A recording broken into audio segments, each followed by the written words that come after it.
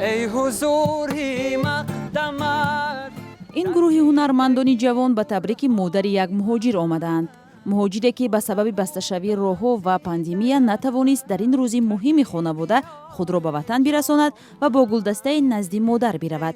با درخواست مهاجر، گروه هنرمندان جوان جیلو این کار را به جای او کردند. اکا جمشید نمیگم فامیلیشه، اما اکام پاپرست کردن که 2 سال مادرشون ندیدن. مقصد میرفتن تبریک میکردن، بسیار خوب میشد. ایده برنامه تبریکاتی این گروه جوانان هم از همین جا پیدا شد. اکنون با درخواست مهاجران، گروه با آهنگ و ترانه‌های زنده زود مهمانی خانواده‌های آنها میشوند. احساساتی که خچون در دلشون دارن روبرو مادرشون را تبریک کردن نمیتونن، میخوان که چرز ما همین کارا بکنن. ما چیکار میکنیم؟ ما کارا گوش میکنیم، فلان جا باید رفتن در کار، آدرس را میگیریم، گل میگیریم، یک بوکت خوشرو، یک تورت خوشرو، کالونک. ما میدرویم یک سرودی مادر، یک سرودی غمگین یا که یک سرودی تویونه رقصی برای همشون نسترین پدرکه میکنیم. اما تبریک عزیزان مهاجران به جای آنها تنها یک بخشی کار این جوانان است. گروه جیلو و فاروق حسن‌زاده در اینترنت با اجرای سرودهای زنده مشهور است.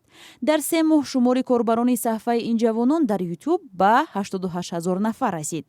فاروق داننده 4 زبان است و در شبکه‌های اجتماعی مثل چت برای جوانان از کشورهای مختلف سرودهای تاجیکی و خارجی می‌خواند و تاثیرات آنها را می‌پرسد.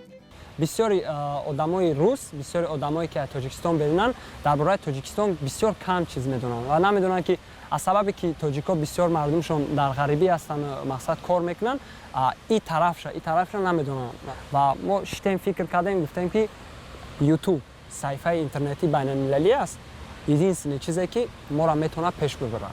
جوانان میگن با این راه یک مقدار مبلغ به دست میارند، اما هدف اصلی آنها معرفی تاجیکستان در جهان توسط اینترنت است.